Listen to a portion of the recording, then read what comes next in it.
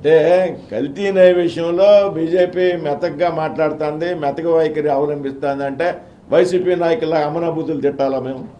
మెతక అంటే ఏంటంటున్నాను? మెతక అంటే గౌరవమైనటువంటి భాషలో మాట్లాడడం మెతక అవుతాను. మేము చాలా క్లియర్గా ఉన్నాం. కల్తీ నయ విషయంలో పెద్ద ఎత్తున అవకతవకలు జరిగాయనేటి మాట వాస్తవం. ఇందులో అనుమానమే లేదు. బీజేపీకి ఇంకో వైఖరి కూడా లేదు. ఇవాళ ఏదైతే వైసీపీ నాయకులు కూడా చెప్తున్నారు, సాక్షాత్తు సుబ్బారెడ్డి గారు మాట్లాడారు. అప్పుడు టీటీడీ చైర్మన్గా ఉన్నటువంటి సుబ్బారెడ్డి పర్చేజింగ్ కమిటీ చైర్మన్గా ఉన్నారు. మీ చెవిరెడ్డి భాస్కర్ రెడ్డి గారు పర్చేజింగ్ కమిటీ ఇన్వైటీగా ఉన్నారు.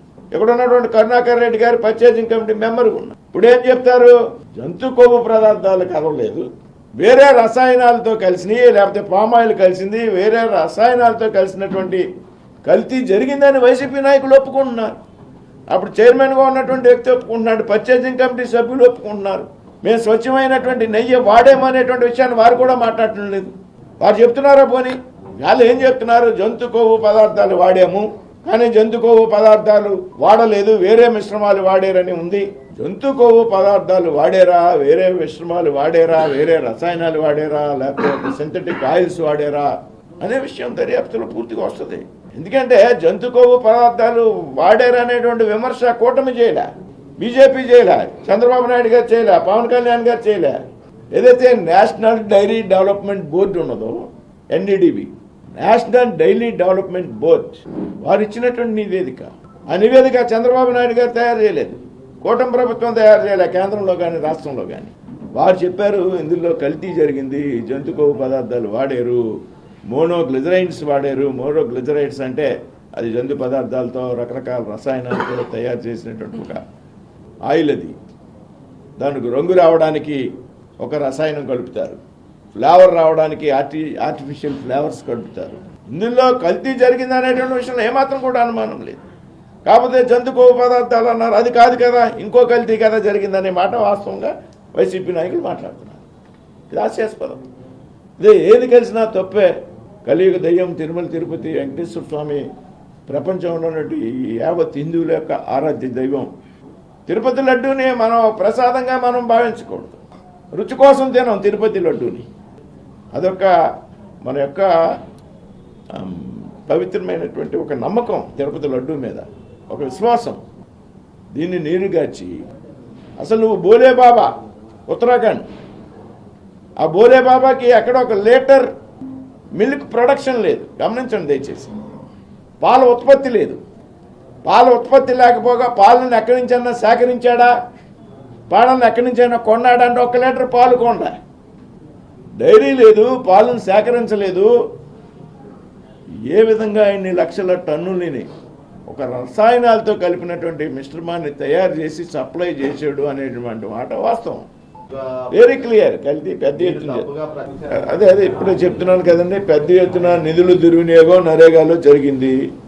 ఎంత జరిగింది అనేది మీరు చెప్తున్నారు, డిప్యూటీ సీఎం గారు చెప్పారని. అది ఆయన శాఖకి సంబంధించినటువంటి అంశం. తప్పనిసరిగా ఆ నిధుల దుర్వినియోగం మీద తప్పనిసరిగా దర్యాప్తు జరుగుతుంది. ఎవరైతే దుర్వినియోగం చేశారో వారి మీద చర్యలు కూడా ఉంటాయనేటువంటి విషయంలో ఏమాత్రం కూడా అనుమానం లేదు. ఇప్పుడు లోపల తీయడానికి కమిటీ ఇలా, వాస్తవాలు తెలుసుకోవడానికి కమిటీ వేస్తారు. సిబిఐ సిట్ వేసింది, వాస్తవాలు తెలుసుకుంటారు. వాస్తవాలు వస్తే ఎవడైనా బొక్కలోకి వెళ్ళాల్సిందే. వాస్తవాలు బయటకు వస్తే ఎవడైనా లోపలికి వెళ్ళాల్సిందే, అంతేగాని లోపలికి వెళ్ళడం కోసం కమిటీ లేదు. ఇప్పుడు పేరు లేదు, పేరు ఏ పేరు ఉంది?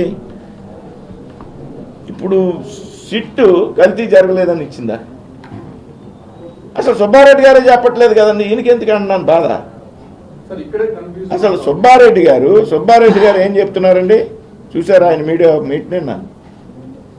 జంతు కొవ్వు పదార్థాలు ఉన్నాయి అని మమ్మల్ని చెప్పారు, కానీ ఉన్నాయి జంతు కొవ్వు పదార్థాలు కాదు, వేరే రసాయనాలు కలిసినాయి, వేరే మిశ్రమాలు కలిసినాయి అని ఆయన చెప్తుంటే, సాక్షాత్తు బోర్డు అధ్యక్షుడిగా ఉన్నటువంటి వ్యక్తి ఇంకా దాని మీద రకరకాలుగా మాట్లాడారు.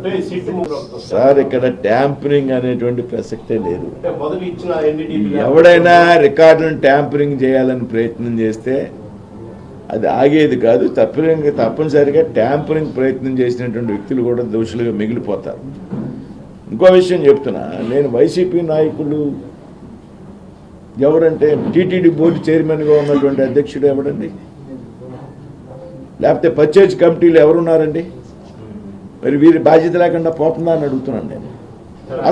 అసలు టెండర్ నిబంధనలోనే నువ్వు పెద్ద ఎత్తున మార్పులు తీసుకొచ్చావు. టెండర్ నిబంధనలో నువ్వు మార్పులు తీసుకొచ్చి ఈ నయ్యిని సప్లై చేసేటువంటి కాంట్రాక్ట్ నువ్వు బోలే బాబాకి ఇచ్చావు. దీని వెనకాల ఆంతర్యం ఏమిటనే విషయం మనం ఆలోచించి, కాబట్టి ఇప్పుడు రాజకీయాల్లో స్కిన్ కాపాడుకోవడానికి రకమైనటువంటి ప్రయత్నాలు చేస్తారు. చిన్నప్పన్న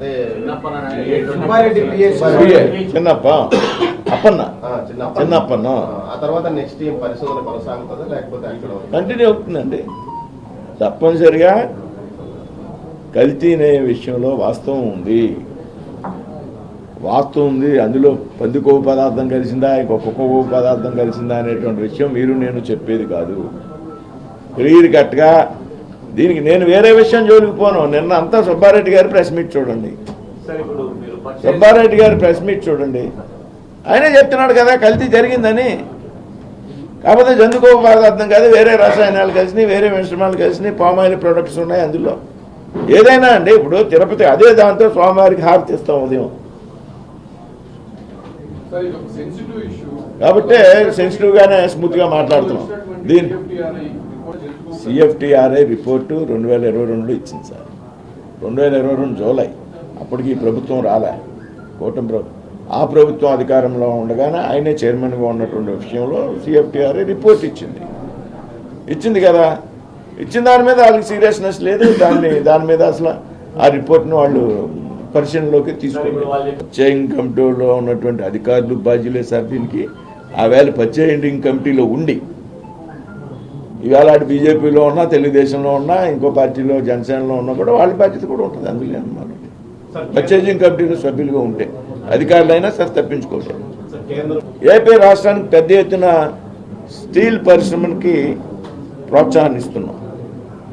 ఇవాళ దాదాపు అనకాపల్లిలో RSL మెటల్ గ్రూప్ ద్వారా 1,35,000 కోట్లతో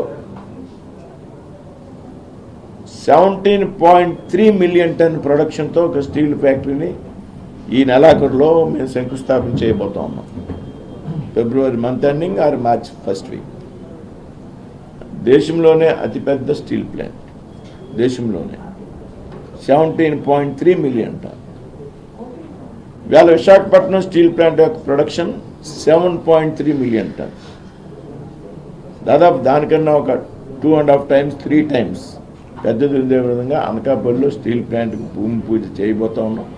అంతేకాదు ఇది 2029 నాటికి ఇందులో 2 ఫేజ్లు 7.3 మిలియన్ టన్ ప్రొడక్షన్ వచ్చే విధంగా, 2034 నాటికి మరొక 10 మిలియన్ టన్ ప్రొడక్షన్ వచ్చే విధంగా దీనికి పనులు ప్రారంభించడానికి కూడా అంతా పక్కా ప్రణాళికతో సిద్ధంగా ఉన్నాం. దీనికి సంబంధించి అన్ని అనుమతులు రాష్ట్ర ప్రభుత్వం భూమి కేటాయింపులు వెంటనే చేసింది. అదేవిధంగా కేంద్రంలో ఇవ్వాల్సినటువంటి పర్యావరణ అనుమతులు కానివ్వండి, లీగాలిటీ కానివ్వండి, ఇతర టెక్నికల్ సాంకేతికమైనటువంటి అనుమతులు అవుతున్నాయి వాటిని కానివ్వండి, అదేవిధంగా మా పరిశ్రమల శాఖలో ఉన్నటువంటి NMDC ద్వారా ఒక పైప్ లైన్ని వారికి ఇచ్చే విధంలో కానీ అన్నీ కూడా మేము 7-8 నెలల కాలంలో అన్నీ క్లియర్ చేసాం.